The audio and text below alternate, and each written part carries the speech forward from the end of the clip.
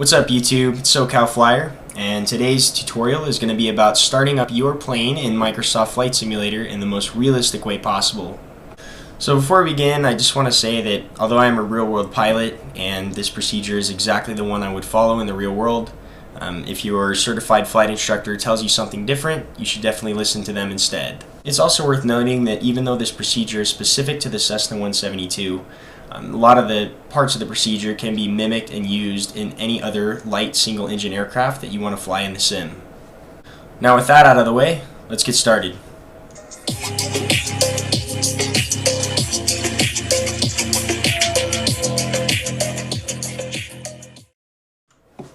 So I have us loaded up here cold and dark on the ground at Glendale Municipal Airport. At this point I'm going to assume that the proper pre-flight procedure has been followed and completed. I did do a video on that and will leave a link to that video in the description. So the first thing I'm going to do after conducting a pre-flight walk around and the pre-flight checklist is hop in the cockpit and begin my before start checklist. So the first thing we're going to do is go ahead and look down and ensure that the parking brake is set. It is pulled out towards us in the set position. From then on we can continue with our passenger and crew brief. The passenger crew brief is a simple checklist of conversational items that I would run past my passengers and the other pilots should there be one, just to keep us all on the same page before the start of the mission. During the passenger brief, I would talk to them about how to use their seatbelts, air vents, the fire extinguisher, how to get out of the plane using the exits in case of an emergency, the location of the survival kit in case of a crash landing, and let me know about any aircraft that are straying dangerously close to us if I don't currently see them. In the case of a second pilot on board, I would brief them by establishing the pilot in command for the current mission, talking about a positive transfer of controls, where and when we would pick up the weather information on either the ATIS or AWOS. We would talk about the runway in use, talk about keeping a sterile cockpit during the critical phases of flight, and we would make sure our airport diagram is available and current. With the passenger and crew briefing out of the way, we can go ahead and look down and check that our seatbelts of me as well as the other occupants of the aircraft are latched and in the correct position. We will then look down and ensure that our fuel selector switch is in the both position, like so. Come up to the fuel shutoff valve and make sure it's pushed in the full in position, that's for off. Can come up and eyeball our circuit breakers and ensure that none of them are popping out. Come up to our electrical switches and once again ensure that they are all in the off position except for beacon. In the case of a night flight, we could go ahead and adjust our interior lights, but for daytime we can leave those in the off position. We will go up and ensure that our avionics switch is in the off position. Then we will go ahead and put our standby battery switch in the test position and ensure the light stays on for 10 seconds, in which case we will move it up to the arm. So we'll go ahead and do that. Count to 10. 1, 2, 3, 4, 5, 6, 7, 8, 9, and 10. We have no failures, so we'll go ahead and move it to the arm position.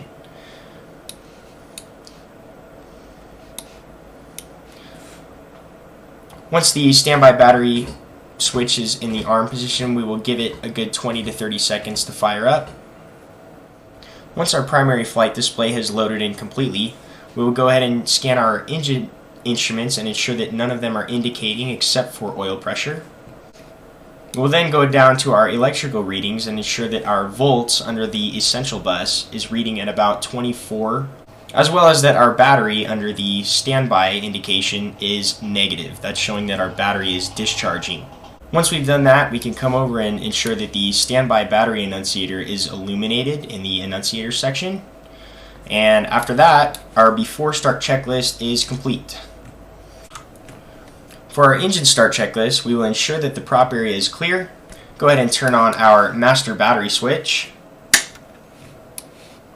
like so. Then we will look down and put our mixture knob in 1/3 of the way. Put in our throttle just 1/4 of an inch.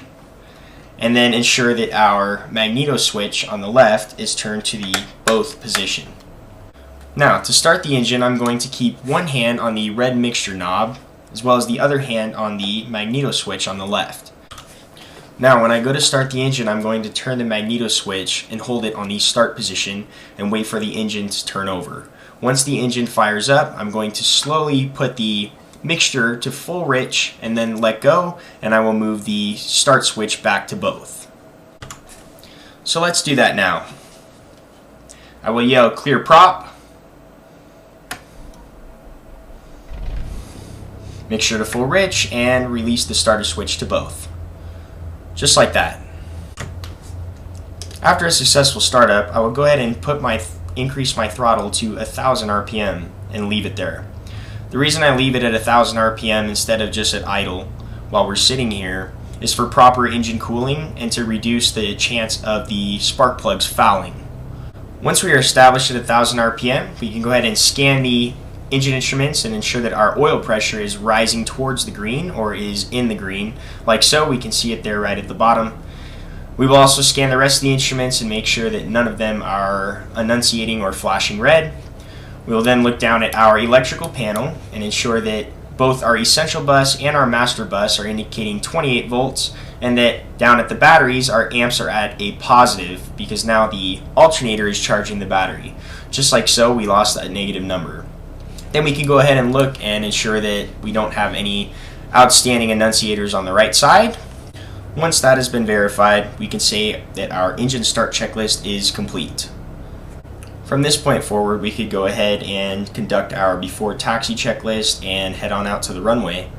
Well, I hope you guys were able to learn something from that, and I hope it's able to add some more realism to your flight sim experience.